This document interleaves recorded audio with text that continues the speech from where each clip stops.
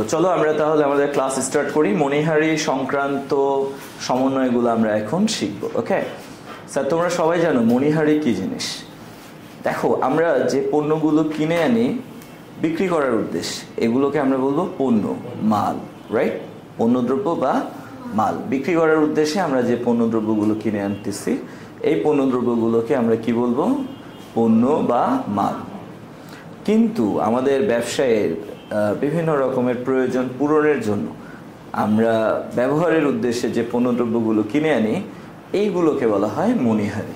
কি বলে? মণিহারি। ধরো আমাদের ব্যবসায় হিসাব নিকাশ রাখার জন্য আমাদের খাতা লাগে, কলম লাগে, পেন্সিল লাগে, রাবার লাগে, তাই না বলো? এছাড়া আরও অনেক কিছুই লাগে, যেগুলোকে আমরা এক কথায় কি বলি? মণিহারি। ওকে, তো বাংলায় আমরা মণিহারি বলি। এটাকে ইংলিশে যদি বলো তাহলে কি বলবা বলো তো? সাপ্লাইস। মণিহারির ইংলিশটা কি স্যার? সাপ্লাইস। মণিহারি আর সাপ্লাইস বোথ আর সেম। ওকে, কিন্তু একটা জায়গায় ঝামেলা আছে। আমরা যখন বাংলায় বলি মণিহারি, তখন এটা অ্যাবসলিউটলি কস্ট হিসেবে বিবেচিত হয়, ওকে, বা খরচ হিসেবে বিবেচিত হয়। কিন্তু আমরা যখন বলি সাপ্লাইস, তখনই বাধে কনফিউশন। সাপ্লাইস কেউ এটাকে খরচ হিসেবে চিহ্নিত করে, আবার সাপ্লাইসটাকে কেউ সম্পদ হিসেবে বিবেচিত করে। ওকে, তো বাংলায় যদি প্রশ্নের মধ্যে মণিহারি দেয়া থাকে, এই মণিহারিকে আমরা অলওয়েজ কি বলবো? ব্যয়। কিন্তু মণিহারিটাকে যদি মণিহারি না বলে সাপ্লাইস বলা থাকে, এই সাপ্লাইসটাকে আমরা ব্যয়ও বলতে পারি, আবার সাপ্লাইসটাকে আমরা সম্পদও বলতে পারি। সাপ্লাইসটাকে তুমি যদি ব্যয় বিবেচনা করে অঙ্ক করো, অঙ্ক রাইট হবে। সাপ্লাইসটাকে তুমি যদি সম্পদ বিবেচনা করে ম্যাথ সলভ করো, সেটাও কি হবে? রাইট হবে। ওকে, তার মানে বোঝা গেল সাপ্লাইস হচ্ছে একটু কনফিউশনাল। এটা সম্পদ অথবা এটা ব্যয়, দুইটার যে কোনোটা ধরেই কি করা যায়? ম্যাথ সলভ করা যায়। তবে আমরা যেটা করব, হ্যাঁ, আমি তোমাদেরকে সাজেস্ট করব যে মণিহারিটাকে তোমরা ব্যয় হিসেবে বিবেচনা করবা, আর সাপ্লাইসটাকে তোমরা সম্পদ হিসেবে বিবেচনা করবা। ওকে, আমরা যখনই কোয়েশ্চেনের মধ্যে মণিহারি দেখব, মণিহারিটাকে আমরা কি বলবো? ব্যয়। যখনই আমরা কোয়েশ্চেনের মধ্যে বা রেয়ামিলের মধ্যে সাপ্লাইস দেখব, সাপ্লাইসটাকে আমরা কি বলবো? সম্পদ। বেসিক্যালি অব্যবহৃত মণিহারি আর সাপ্লাইস, এই দুটো জিনিস কি? সেম। মণিহারি ব্যয়, কিন্তু মণিহারির যে অংশটা আমরা এখনো ব্যবহার করি নাই, আনইউজড অবস্থায় বছর শেষে আমাদের হাতে রয়ে গেছে, ওইটাকে বলা হয় অব্যবহৃত মণিহারি। কি বলে? অব্যবহৃত মণিহারি। আর এই অব্যবহৃত মণিহারিটা কি? সম্পদ। সাপ্লাইসটাও কি? সম্পদ। তার মানে আমরা বলতে পারি অব্যবহৃত মণিহারি আর সাপ্লাইস বোথ আর সেম। এই দুইটাকে আমরা কি হিসেবে বিবেচনা করব? সম্পদ। বাট মণিহারি বা সাপ্লাইস খরচ, এই দুইটাকে আমরা কি হিসেবে বিবেচনা করব? ব্যয় হিসেবে। কি হিসেবে? ক্লিয়ার? ওকে, তো আসো আমরা এই মণিহারি বা সাপ্লাইস রিলেটেড কিছু সমন্বয় এখন সলভ করব। ওকে, এখানে কি বলা হয়েছে? অব্যবহৃত মণিহারি থাকলে, দেখো আমরা মানে জানি আমাদের কোয়েশ্চেনের মধ্যে কয়টা পার্ট? দুইটা, একটা কি রেয়ামিল আর একটা কি সমন্বয়। তো আমরা আলাপ করতেছি বা কথা বলতেছি কোন পার্টটা নিয়ে? সমন্বয়ের পার্টটা নিয়ে। ওকে, তো আমাদের সমন্বয়ের মধ্যে যদি অব্যবহৃত মণিহারি থাকে, সেক্ষেত্রে কি হবে বলো তো? মণিহারি তো ব্যয়, কিন্তু অব্যবহৃত মণিহারি, এটা কি ব্যয়? নো, এটা কি সম্পদ। তাহলে সমন্বয়ের মধ্যে অব্যবহৃত মণিহারি যদি দেয়া থাকে, এই অব্যবহৃত মণিহারিটাকে ধরে আমরা কোথায় বসাবো? চলতি সম্পদে বসাবো। ওকে, অ্যান্ড দেন ওই যে রেয়ামিল, ওইখানে যে মণিহারি আছে, রেয়ামিলের মণিহারি থেকে আমরা কি করব? এই অব্যবহৃত মণিহারিটাকে বাদ দিয়ে দিব। রাইট? সমন্বয়ের কাজ কয়টা যেন? দুইটা। আচ্ছা, অব্যবহৃত মণিহারি এটা রেয়ামিলেও থাকতে পারে। অব্যবহৃত মণিহারি রেয়ামিলে দেয়া আছে, কয় জায়গায় যাবে? এক জায়গায়। নো, রেয়ামিলের তথ্য এক জায়গায় যায়। অব্যবহৃত মণিহারি রেয়ামিলে দেয়া আছে। এই অব্যবহৃত মণিহারি কয় জায়গায় যাবে? জাস্ট চলতি সম্পদে যাবে। কিন্তু অব্যবহৃত মণিহারি যদি এটা সমন্বয়ে দেয়া থাকে, তাহলে দুই জায়গায় যাবে। সমন্বয়ের তথ্যগুলো কয় জায়গায় যায়? দুই জায়গায় যায়। অ্যাট ফার্স্ট আমরা অব্যবহৃত মণিহারিটাকে কোথায় নিয়ে যাব? চলতি সম্পদে। অ্যান্ড দেন রেয়ামিলের মধ্যে যে মণিহারি আছে, ওই মণিহারি থেকে আমরা কি করব? অব্যবহৃত মণিহারিটাকে বাদ দিয়ে দেব। ওকে স্যার, সবাই বুঝতে পেরেছো? অব্যবহৃত মণিহারির কাজ কয়টা? দুইটা। এক, চলতি সম্পদে যাবে। দুই, রেয়া মিলের মধ্যে যে মণিহারি সেখান থেকে অব্যবহৃত মণিহারি বাদ যাবে।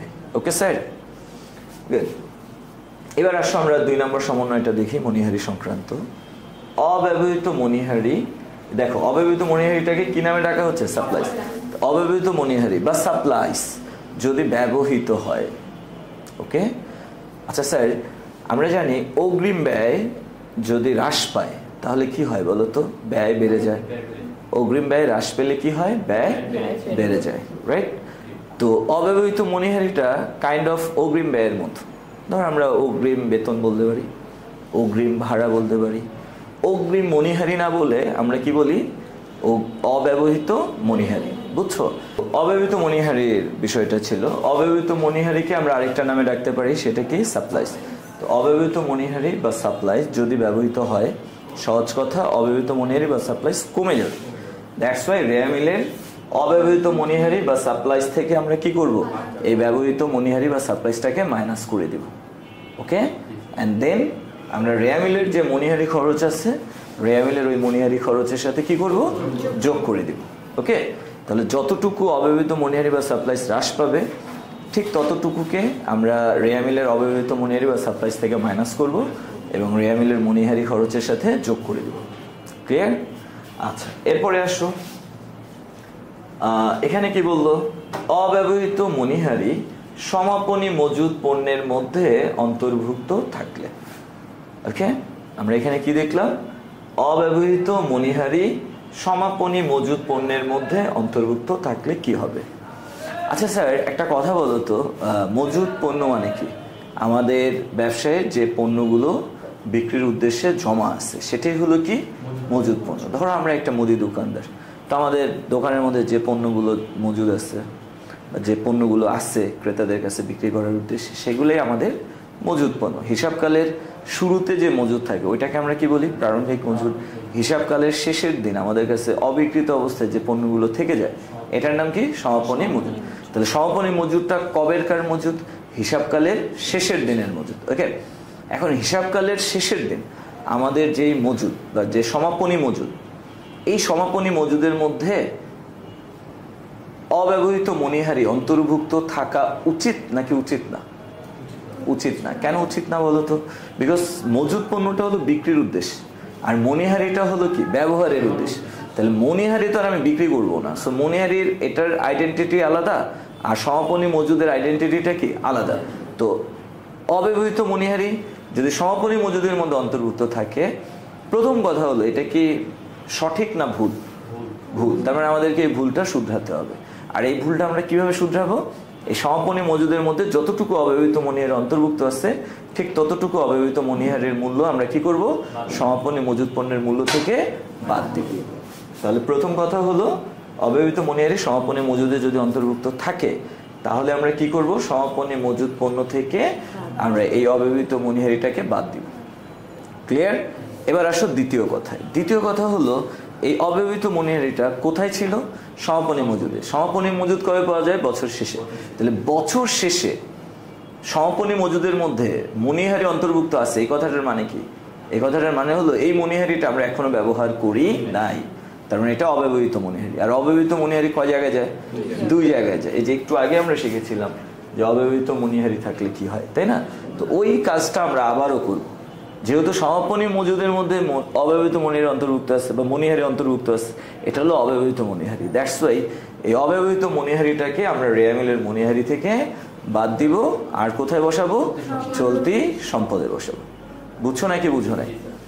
আচ্ছা, তাহলে আমরা এই সমন্বয়টা বুঝতে পারলাম। সমাপনী মজুদের মধ্যে যদি মণিহারি অন্তর্ভুক্ত থাকে বা অব্যবহৃত মণিহারি অন্তর্ভুক্ত থাকে, এটার কাজ কয়টা? 3টা। প্রথম কাজ, এটা সমাপনী মজুদে আছে, যেটা থাকা উচিত না, সো আমরা সমাপনী মজুদ থেকে এই অব্যবহৃত মণিহারিটাকে বাদ দিব। দ্বিতীয় কাজ, যেহেতু সমাপনী মজুদের মধ্যে এই মণিহারিটা অন্তর্ভুক্ত আছে, তার মানে এটা হলো আমাদের জন্য অব্যবহৃত মণিহারি। এটা আমাদের জন্য, আর অব্যবহৃত মণিহারি কয় জায়গায় যায়? 2 জায়গায় যায়। এটা কি হবে? রেয়া মিলের মণিহারি থেকে বাদ যাবে, এন্ড দেন রেয়া মিলে চলতি সম্পদে যাবে। Okay sir, clear? সবাই বুঝতে পেরেছ? গুড। এবার আসো আমরা লাস্ট ওয়ান দেখি। অব্যবহৃত মণিহারি যদি প্রারম্ভিক মজুদের মধ্যে অন্তর্ভুক্ত থাকে তাহলে কি হবে? আচ্ছা, প্রারম্ভিক মজুদ মানে কি? বছরের প্রথম দিনের যে মজুদটা, রাইট? আচ্ছা, তোমরাই বলো, অব্যবহৃত মণিহারি প্রারম্ভিক মজুদের মধ্যে অন্তর্ভুক্ত থাকা কি উচিত নাকি উচিত না? কেন উচিত? মজুদ পণ্য মানে যেটা আমরা বিক্রি করব, আর মণিহারি যেটা আমরা ব্যবহার করব। তাহলে মণিহারি কি মজুদের মধ্যে অন্তর্ভুক্ত থাকা উচিত? উচিত না। কিন্তু সমন্বয়ের মধ্যে বললো যে অব্যবহৃত মণিহারি মজুদের মধ্যে বা প্রারম্ভিক মজুদের মধ্যে অন্তর্ভুক্ত আছে। তো যেহেতু এটা প্রারম্ভিক মজুদের মধ্যে অন্তর্ভুক্ত আছে, আমাদের প্রথম কাজ কি হবে? এই অব্যবহৃত মণিহারিটাকে প্রারম্ভিক মজুদ থেকে বাদ দিয়ে দিব, প্রথম কাজ। ওকে, এন্ড দেন আসো, অব্যবহৃত মণিহারিটা কোথায় অন্তর্ভুক্ত আছে? প্রারম্ভিক মজুদে। তো যদি প্রারম্ভিক মজুদে অন্তর্ভুক্ত থাকে তাহলে এই অব্যবহৃত মণিহারিকে আমরা অব্যবহৃত মণিহারি হিসেবে বিবেচনা করতে পারবো না। ওকে, অব্যবহৃত মণিহারি কয় জায়গায় যায় বলো তো? দুই জায়গায় যায়, চলতি সম্পদে যায় আর রেয়ার মিলের মণিহারি থেকে বাদ যায়। অব্যবহৃত মণিহারি যদি সমাপনী মজুদে অন্তর্ভুক্ত থাকে তাহলে আমরা সেম কাজটাই করব। কিন্তু যদি প্রারম্ভিক মজুদে অন্তর্ভুক্ত থাকে তাহলে কিন্তু আমরা সেম কাজ করব না। অব্যবহৃত মণিহারি হিসেবে এটাকে আমরা কাউন্ট করে মণিহারি থেকে বাদ আর চলতি সম্পদে বসাবো না। কি করব? আমরা রেয়ার মিলের মণিহারির সাথে যোগ করে দেব। কি করব? রেয়ার মিলের মণিহারির সাথে যোগ করে দেব। তাহলে দেখো, আমাদেরকে কিন্তু খুব কনসাস থাকতে হবে যে মণিহারি বা অব্যবহৃত মণিহারি প্রারম্ভিক মজুদে অন্তর্ভুক্ত আছে নাকি সমাপনী মজুদে অন্তর্ভুক্ত আছে। খুবই কনসাসলি আমাদেরকে বিষয়টা বিবেচনা করতে হবে। যদি অব্যবহৃত মণিহারি সমাপনী মজুদে অন্তর্ভুক্ত থাকে তাহলে আমি এই অব্যবহৃত মণিহারিটাকে কি হিসেবে বিবেচনা করব? অব্যবহৃত মণিহারি হিসেবে বিবেচনা করব। ফলে কয় জায়গায় নেব? দুই জায়গায় নেব। রেয়ার মিলের মণিহারি থেকে বাদ দিব আর চলতি সম্পদে নিব, রাইট? আর স্বাভাবিকভাবে সমাপনী মজুদ থেকে বাদ দিয়ে দিব। কিন্তু অব্যবহৃত মণিহারি প্রারম্ভিক মণিহারিতে অন্তর্ভুক্ত থাকলে তখন কিন্তু আর আমি আগের মতো কাজ করতে পারবো না। অব্যবহৃত মণিহারি প্রারম্ভিক মজুদে অন্তর্ভুক্ত থাকলে এই অব্যবহৃত মণিহারিটাকে অব্যবহৃত মণিহারি হিসেবে বিবেচনা করা যাবে না। সেক্ষেত্রে আমরা প্রারম্ভিক মজুদে অন্তর্ভুক্ত অব্যবহৃত মণিহারিটাকে রেয়ার মিলের মণিহারির সাথে আমরা কি করব? যোগ করব। আগে কি করেছিলাম? রেয়ার মিলের মণিহারি থেকে বাদ দিয়েছিলাম, বাট এখন কি করব? রেয়ার মিলের মণিহারির সাথে যোগ করব। আর স্বাভাবিকভাবে এটা প্রারম্ভিক মজুদ থেকে কি হবে? বাদ যাবে। Clear sir? আমরা কি বুঝতে পেরেছি? ওকে, ফাইন। তাহলে মণিহারি সংক্রান্ত এই প্রবলেমগুলোই আমরা কিন্তু ফেস করব। ইজিএস প্রবলেম কি? অব্যবহৃত মণিহারি রয়েছে। অব্যবহৃত মণিহারি যদি থাকে কয়টা কাজ? দুইটা। রেয়ার মিলের মণিহারি থেকে মাইনাস করব, চলতি সম্পদে বসিয়ে দিব, বা শেষ। ওকে, দ্বিতীয়টা কি? যে অব্যবহৃত মণিহারি ছিল বাট এটা এখন কি হয়ে গেছে? ব্যবহৃত হয়ে গেছে, বা অব্যবহৃত মণিহারি হ্রাস পেয়েছে। তো অব্যবহৃত মণিহারি ব্যবহৃত হলে, অব্যবহৃত মণিহারি হ্রাস পেলে কয়টা কাজ? দুইটা। মণিহারি খরচটা বেড়ে যায়। দ্যাটস ওয়াই আমরা কি করব? এটাকে রেয়ার মিলের মণিহারি খরচের সাথে যোগ করব। আর অব্যবহৃত মণিহারি বা সাপ্লাইস কমে যায়, তাই রেয়ার মিলের অব্যবহৃত মণিহারি বা সাপ্লাইস থেকে মাইনাস করব। ক্লিয়ার? বুঝছো? আচ্ছা, অব্যবহৃত মণিহারি সমাপনী মজুদে অন্তর্ভুক্ত থাকলে চলতি সম্পদে নিব, রেয়ার মিলের মণিহারি থেকে বাদ দিব, সমাপনী মজুদ থেকে বাদ দিব। কিন্তু প্রারম্ভিক মজুদে অন্তর্ভুক্ত থাকলে প্রারম্ভিক মজুদ থেকে বাদ দিব আর রেয়ার মিলের মণিহারির সাথে যোগ করে দিব। ক্লিয়ার? আচ্ছা, এবার আসো আমরা পরের স্লাইডে চলে যাই। এটাও সমন্বয়। আচ্ছা, এই সমন্বয়গুলো কি সংক্রান্ত বলো তো? কুরিন ও কুরিন সঞ্চিতি সংক্রান্ত। ওকে, তো তোমরা এখানে যারা আসছো, শুধু তোমাদের না, মানে কমার্সের বা ব্যবসা শিক্ষা বিভাগের প্রায় বেশিরভাগ স্টুডেন্ট যারা আর্থিক বিবরণী করে, হ্যাঁ, এরা এই কুরিন আর কুরিন সঞ্চিতি নিয়ে একটা কনফিউশনে ভোগে। একটা কমন একটা কনফিউশন, একদমই ভ্যারি কমন ফোবিয়া, যে কুরিন সঞ্চিতি, মাই গড, এগুলো কি হবে? হ্যাঁ, তো আসলে বিষয়টাকে এত সিরিয়াসলি নেন কিছু নেই। এটা খুবই সিম্পল একটা ইস্যু। আমরা আজকে এটা সিম্পলি চিন্তা করব। ওকে, তো কুরিন সঞ্চিতি সংক্রান্ত সমন্বয়গুলো আমরা সলভ করব, বাট তার আগে আমরা একটু জেনে নেই কুরিন বলতে কি বোঝায় আর কুরিন সঞ্চিতি বলতে কি বোঝায়। কুরিন বা অনাদায়ী পাওনা কি জিনিস? কুরিন সঞ্চিতি বা অনাদায়ী পাওনা সঞ্চিতিটাই বা কি জিনিস? ওকে স্যার, কু মানে তো খারাপ, রাইট? তো কুরিন মানে হলো খারাপ ঋণ। তো এই ঋণটা আমরা নিয়েছি এমন না, বেসিক্যালি আমরা দিয়েছি। কারো কাছে আমরা টাকা পাই, সে হচ্ছে কি আমাদের দেনাদার। তো কারো কাছে আমরা টাকা পাই, ওই দেনাদার আমাদের টাকাটা পরিশোধ করতেছে না। আমরা বেশ অনেক ট্রাই করছি তার কাছ থেকে টাকাটা আদায় করার জন্য, বাট সে কোনোভাবেই রেসপন্স করে না, আমাদেরকে টাকাটা দিচ্ছে না, বা কিছু দিয়েছে বাকিটা দিচ্ছেই না। তো এরকম অনেক দিন চেষ্টা করার পর আমরা হাল ছেড়ে দিয়েছি এবং আমরা এখন ধরে নিলাম যে এই টাকাটা জীবনেও আর আমরা কখনো আদায় করতে পারবো না। তাহলে আমাদের কোনো একজন দেনাদার বা কোনো একটা প্রাপ্য হিসাব, তার কাছ থেকে আমরা কোনোভাবেই টাকাটা আদায় করতে পারবো না। যখন ড্যাম শিওর হয়ে যাব, তখন ওই দেনাদারকে আমরা কুরিন হিসেবে বিবেচনা করব। কি হিসেবে বিবেচনা করব? কুরিন বা অনাদায়ী পাওনা, অর্থাৎ এমন পাওনা যেটা কখনোই আর আদায় করা সম্ভব না। ক্লিয়ার? আর এই কুরিন বা অনাদায়ী পাওনাটাকে আমরা অ্যাকাউন্টিং এর দৃষ্টিকোণ থেকে ব্যয় হিসেবে বিবেচনা করব। কি হিসেবে? ব্যয় হিসেবে বিবেচনা করব। Okay sir? আচ্ছা, এবার আসো দ্বিতীয় কথা, যে কুরিন সঞ্চিতি বা অনাদায়ী পাওনা সঞ্চিতি, এটা বা কি জিনিস? কুরিন তো বুঝলাম যে আমি টাকা আদায় করতে পারবো না দেনাদারের কাছ থেকে, সেটা হলো কুরিন। তো কুরিন সঞ্চিতিটা কি? দেখো, কিছু কিছু ব্যবসা প্রতিষ্ঠান আছে, এরা অনেক স্মার্ট। এরা জানে যে আমার যে দেনাদার আছে, সব দেনাদারের কাছ থেকে আমি সব সময় সব টাকা আদায় করতে পারবো না। মাস্ট বি কিছু টাকা আমার অনাদায়ী থাকবে।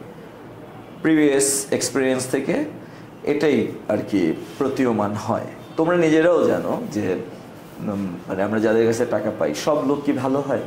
সবাই কি কমিটমেন্ট রক্ষা করে? সবাই কি তার কমিটমেন্ট অনুযায়ী পাওনা টাকাগুলো পরিশোধ করে দেয়?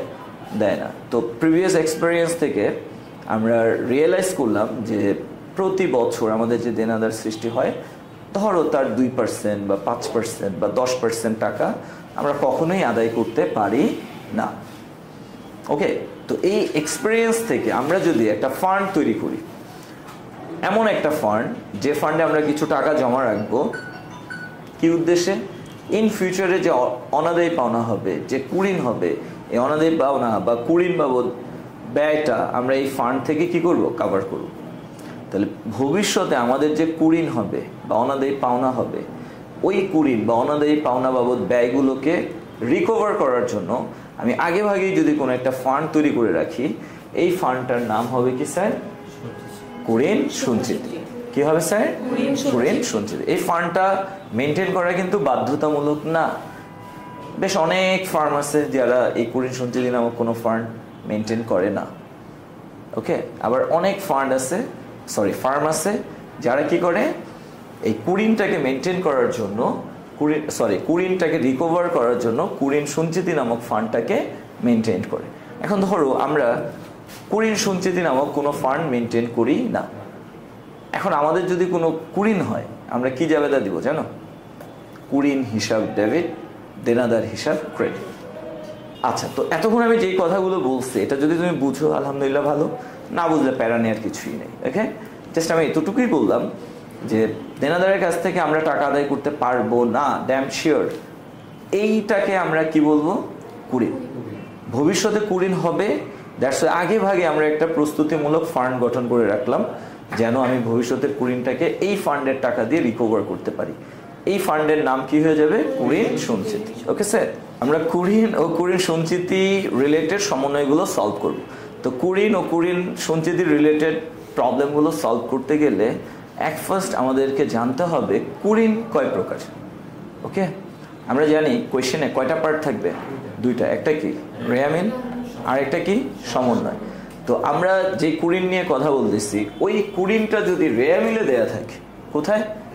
রেয়ামিলে। এই রেয়ামিলের কুরিনটাকে আমরা কি নামে ডাকতে পারি? পুরানো কুরিন বা পুরাতন কুরিন।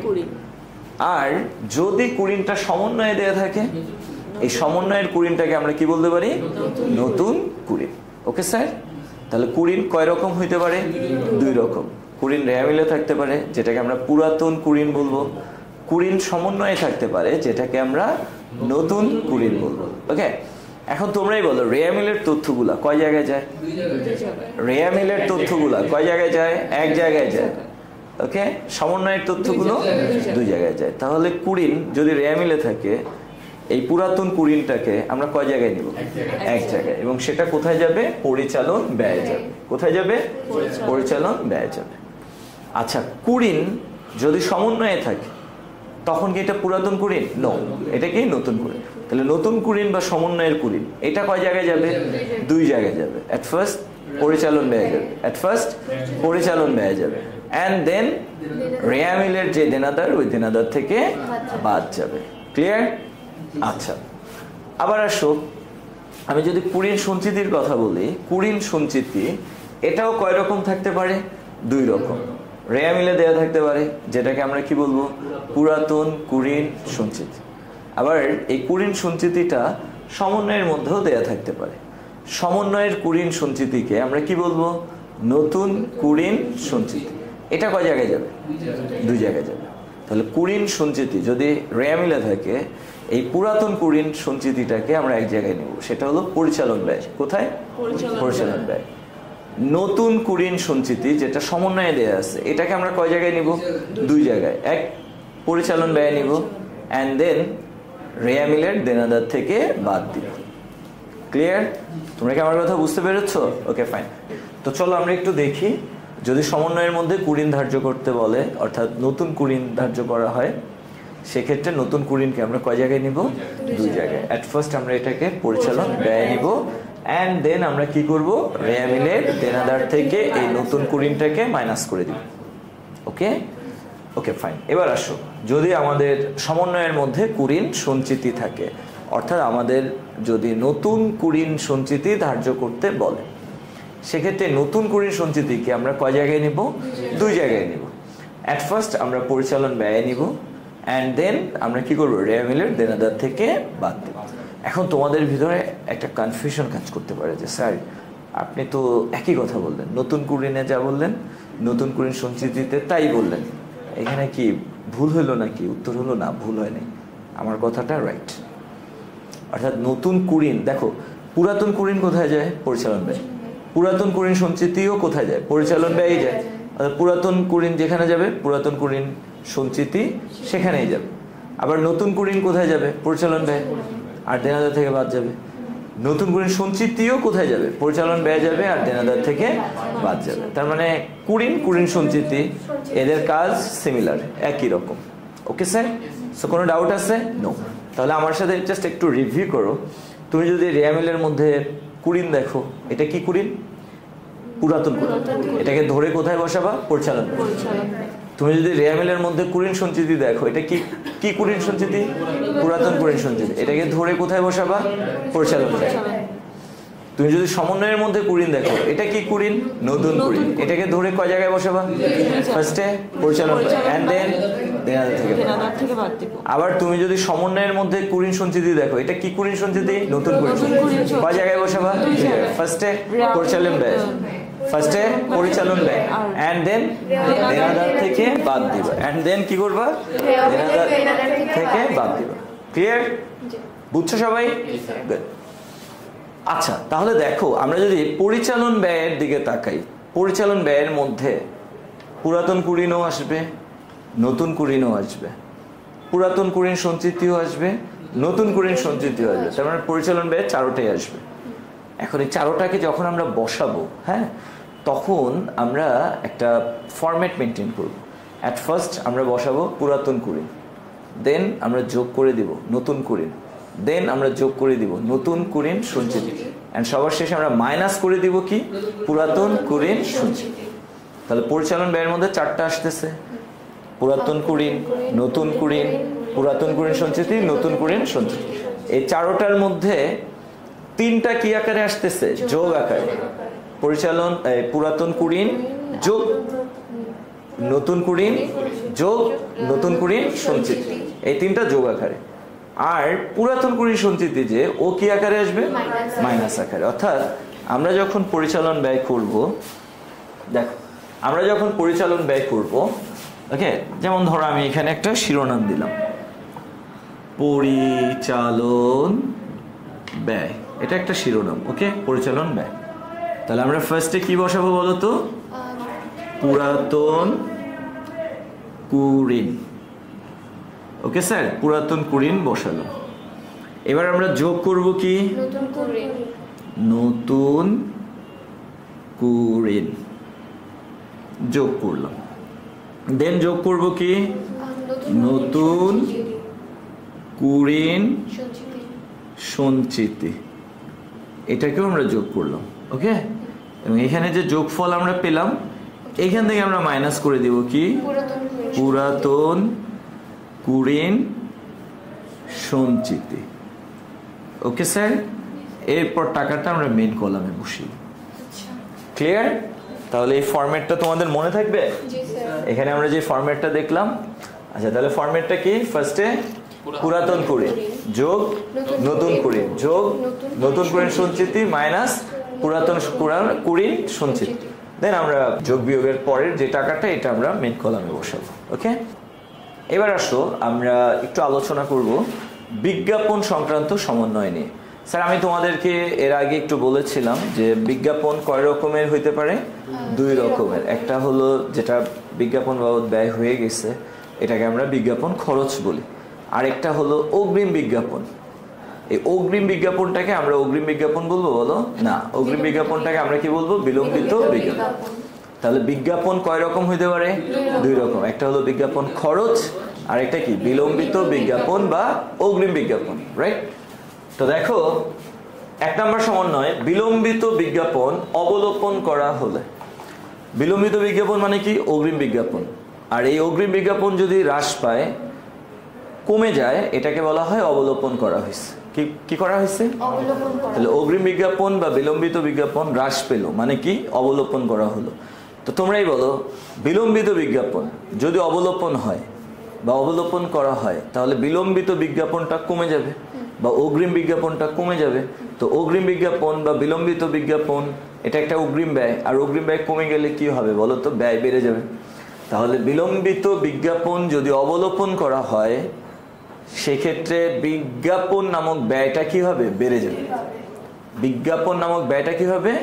বেড়ে যাবে। সো আমরা কি করব? রেয়া মিলের বিলম্বিত বিজ্ঞাপন থেকে কি করব? বাদ দিব, আর পরিচালন ব্যয়ে বিজ্ঞাপন ব্যয় নামে বসাবো। বুঝছো নাকি?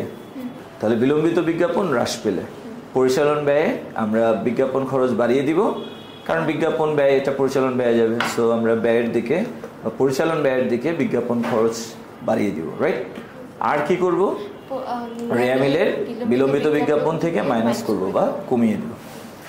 আচ্ছা, এবার দুই, বিজ্ঞাপন খরচকে বিলম্বিত করা হলে। দেখো, আগেরটা কি ছিল? বিলম্বিত বিজ্ঞাপন কমে গেছে, আর এখন বিজ্ঞাপন খরচ, বাট আমরা পুরো খরচটাকে এখনো পর্যন্ত কি করি নাই? শেষ করি নাই। কিছুটা খরচ ভবিষ্যতের জন্য অবশিষ্ট রয়ে গেছে। আমরা বিজ্ঞাপন খরচ যা করেছি তার পুরোটার প্রভাব শেষ হয় নাই, কিছুটা বিজ্ঞাপন ভবিষ্যতের জন্য রয়ে গেছে। ধরো আমি 10,000 পোস্টার বানিয়েছি 10,000 টাকা দিয়ে, তো আমি কি করলাম? 6,000 পোস্টার দেয়ালে লাগালাম। তার মানে আমার খরচ হয়েছে কত? 6,000। বাকি 4,000 পোস্টার এখন আমি লাগাইনি। তার মানে কি ওই 4,000 কি খরচ হয়েছে নাকি ভবিষ্যতের জন্য রয়ে গেছে? তো ওই যে ভবিষ্যতের জন্য 4,000 টাকার পোস্টার রয়ে গেছে, এটাই হলো বিলম্বিত বিজ্ঞাপন। এটা কি?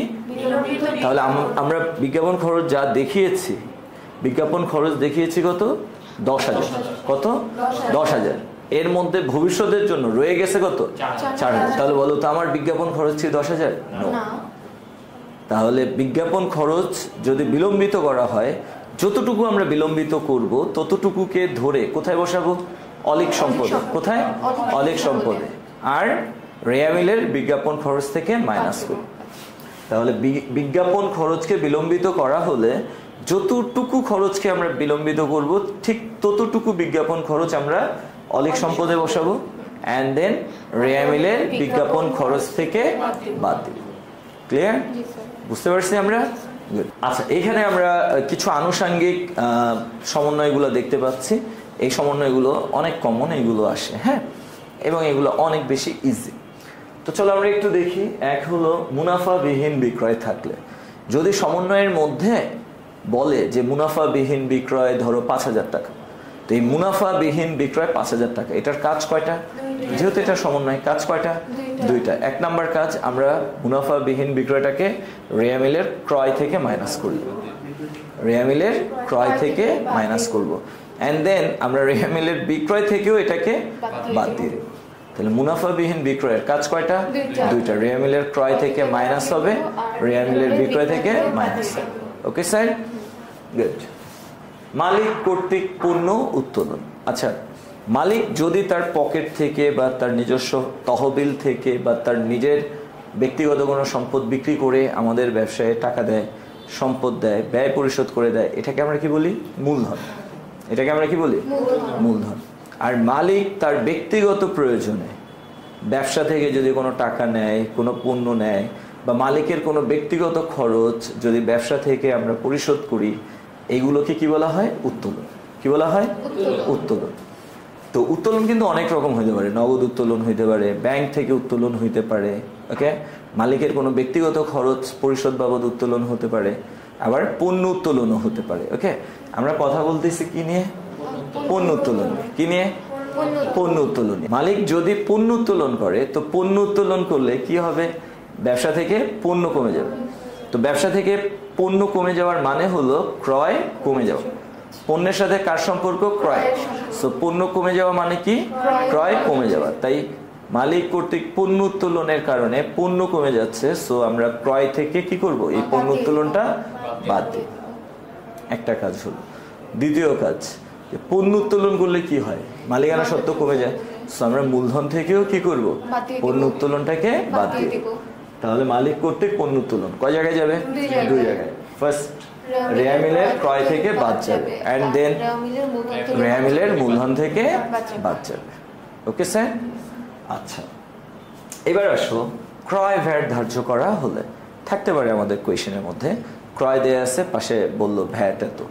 তো যদি ক্রয় ভ্যাট দেয়া থাকে, এই ক্রয় ভ্যাট কয় জায়গায় যাবে? দুই জায়গায় যাবে। অ্যাট ফার্স্ট রেয়ামিলের ক্রয় থেকে বাদ যাবে, অ্যান্ড দেন ভ্যাট চলতি হিসাবে ডেবিটে যাবে। কোথায় যাবে? ডেবিটে যাবে। আচ্ছা, এখন ক্রয় ভ্যাট কেন ডেবিটে যাবে? ক্রয় ডেবিট, তাই ক্রয় ভ্যাটও ডেবিট, এটা একটা কারণ। দ্বিতীয় কারণ হলো, ক্রয় ভ্যাটটা আমি সরকারকে দিয়েছি, বা আমরা ব্যবসা প্রতিষ্ঠান, আমরা কি ব্যবসা না বলো? আমরা কি এখানে যারা আছে আমরা কি ব্যবসা? ওকে, ভ্যাট কে পরিশোধ করবে বলো তো? ভ্যাট কি আমরা নাকি চূড়ান্ত ক্রেতা? যে চূড়ান্ত ক্রেতা। তো আমরা তো আর চূড়ান্ত ক্রেতা না, আমরা কিনে এনেছি কি করার জন্য? বিক্রি করার জন্য। তো আমরা যখন কিনে এনেছি তখন তো আমরা ক্রেতা, তখন আমরা সরকারকে ভ্যাট দিছি। অ্যান্ড দেন আমি যখন বিক্রি করব, যার কাছে বিক্রি করব তার কাছ থেকে আমি আবার কি করব? ভ্যাট আদায় করব। তাহলে আমি এখন যে ভ্যাটটা দিলাম, ইন ফিউচারে আমি ক্রেতার কাছ থেকে সেই ভ্যাটটা আবার কি করব? আদায় করব। তাহলে আমরা ক্রয় করার সময় যে ভ্যাটটা দিয়েছি, এটা কিন্তু আমাদের ব্যয় না, এটা সরকারি কোষাগারে আমাদের জমানো অর্থ, এটা আমাদের জন্য সম্পদ। এটা আমাদের জন্য কি? সম্পদ। আবার আমি যখন ক্রেতার কাছ থেকে ভ্যাট আদায় করব পণ্য বিক্রি করে, ওইটা কিন্তু আমার আয় না, ওইটা হলো কি? আমার দায়। কারণ ওই টাকাটা আমার কাকে দিতে হবে? সরকারি কোষাগারে জমা দিতে হবে। বুঝছো? তাহলে আমরা কি বুঝলাম? যে পণ্য ক্রয় করার সময় যদি ভ্যাট থাকে, এটার কাজ কয়টা? দুইটা। এক নাম্বার কাজ, ক্রয় থেকে আমরা ক্রয় ভ্যাটটাকে বাদ দিব, অ্যান্ড দ্বিতীয় কাজ, যেহেতু এটা আমাদের সম্পদ, তাই আমরা এটাকে ভ্যাট চলতি হিসেবে ডেবিটে বসাবো। কোথায় বসাবো? ডেবিটে বসাবো। ক্লিয়ার? দেন বিক্রয় ভ্যাট ধার্য করা হলে, আমরা যখন পণ্য বিক্রি করলাম তখন যদি ভ্যাট থাকে, এই বিক্রয় ভ্যাট কয় জায়গায় যাবে? দুই জায়গায় যাবে। অ্যাট ফার্স্ট রেয়ামিলের বিক্রয় থেকে বাদ যাবে। বিক্রয় ভ্যাট যা, সেটা আমরা কি করবো? রেয়ামিলের বিক্রয় থেকে বাদ দিব। দ্বিতীয় কথা, এই যে বিক্রয় করে আমরা ভ্যাট আদায় করলাম, এটা কি আমাদের? নো, এটা কার? সরকারের। তাহলে সরকারের টাকা আমাদের কাছে জমা আছে, so you have to pay, এটা আমাদেরকে পরিশোধ করতে হবে, এটা আমাদের জন্য দায়। তাই আমরা বিক্রয় ভ্যাটটাকে ভ্যাট চলতি হিসাবে কোথায় নিব? ক্রেডিট দিকে। তাহলে ক্রয় ভ্যাট হচ্ছে আমাদের জন্য সম্পদ, এই কারণে এটা ভ্যাট চলতি হিসাবে ডেবিটে যায়। বিক্রয় ভ্যাটটা হলো আমাদের জন্য দায়, দ্যাটস ওয়াই এটা ভ্যাট চলতি হিসাবে ক্রেডিট দিকে যায়। আর মনে রাখার সহজ উপায়, ক্রয় ডেবিট তাই ক্রয় ভ্যাটও ডেবিট, বিক্রয় ক্রেডিট তাই বিক্রয় ভ্যাটটাও ক্রেডিট, এটা মনে রাখার সহজ। Clear sir? আচ্ছা, লাস্ট ওয়ান, অবচয় বা অবলোপন ধার্য করা হলে, দেখো যেই সমস্ত সম্পদগুলা ট্যানজিবল, ভিজিবল, তুমি দেখতে পাও, ধরতে পারো, ছুতে পারো, মাপতে পারো, এই টাইপের স্থায়ী সম্পদগুলো ব্যবহার করার ফলে যে মূল্য হ্রাস পায়, এই হ্রাসকৃত মূল্যটাকে আমরা বলি অবচয়। কি বলি? অবচয়। ধরো একটা দালান, এটা দেখা যায়, ধরা যায়, ছোঁয়া যায়। দালান ব্যবহারের ফলে কি হয়ে যায়? এটা পুরনো হয়ে যায়, এটার ভ্যালু কমে যায়, তার মানে এখানে কি হচ্ছে? অবচয় হচ্ছে। কিন্তু ধরো সুনাম, এই যে সুনাম, এটাও একটা সম্পদ, বাট আমরা কি এটা দেখি? দেখতে পাই, ধরতে পারি, ছুতে পারি, পরিমাপ করতে পারি না, ফিল করতে পারি, রাইট? তো এই সম্পদটা যদি হ্রাস পায়, এই সম্পদটার ভ্যালু যদি হ্রাস পায়, সেটাকে আমরা কি বলবো? অবলোপন। কি বলবো? অবলোপন। ওকে, তাহলে অবচয়, অবলোপন, বোথ আর সেম, একই জিনিস। জাস্ট মানে কার উপরে চার্জ করতেছি তার ধরনের উপর ডিপেন্ড করে। যদি হয় ট্যানজিবল অ্যাসেট, তাহলে আমরা বলবো কি? অবচয়। যদি হয় ইনট্যানজিবল অ্যাসেট, তাহলে আমরা কি বলবো? অবলোপন। যেমন সুনাম, ট্রেডমার্ক, কপিরাইট, প্যাটেন্ট, এইগুলোর যে বা ইজারা সম্পদ, এদের অবচয়কে আমরা কি বলবো? অবলোপন। কিন্তু দালান কোঠা, যন্ত্রপাতি, আসবাবপত্র, এদের অবচয়কে আমরা কি বলবো? অবচয়। এখন অবচয়, অবলোপন একই জিনিস, বাট নাম হচ্ছে কি? দুইটা। তো অবচয় আর অবলোপন, এদের কাজও সেম। যদি তুমি কোনো সম্পদের উপর অবচয় ধরো বা কোনো সম্পদকে অবলোপন করো, এই ধার্যকৃত অবচয় বা অবলোপনকে অ্যাট ফার্স্ট আমরা কোথায় বসাবো? পরিচালন ব্যয়। কোথায় বসাবো? অ্যান্ড দেন যার উপর অবচয় ধরলাম তার থেকে বাদ দিই, অথবা যার উপর যাকে অবলোপন করলাম তার থেকে বাদ দিই। যেমন ধরো আমরা যদি আসবাবপত্রের উপর অবচয় ধরি, তাহলে আসবাবপত্রের অবচয় এটা কয় জায়গায় যাবে? দুই জায়গায়। অ্যাট ফার্স্ট আমরা এটাকে ধরে পরিচালন ব্যয় বসাবো, অ্যান্ড দেন আমরা আসবাবপত্র থেকে বাদ দিই। ধরো আসবাবপত্রের অবচয় 10,000 টাকা, তাহলে আসবাবপত্রের অবচয় 10,000, ফার্স্টে কোথায় বসালাম? পরিচালন ব্যয়। অ্যান্ড দেন আমরা কি করলাম? আসবাবপত্র থেকে 10,000 টাকা বাদ দিয়ে দিই। Okay sir? তাহলে অবচয় বা অবলোপনের কাজ কয়টা? দুইটা। পরিচালন ব্যয় যাবে, আর যার অবচয় বা যার অবলোপন তার থেকে বাদ যাবে। ওকে।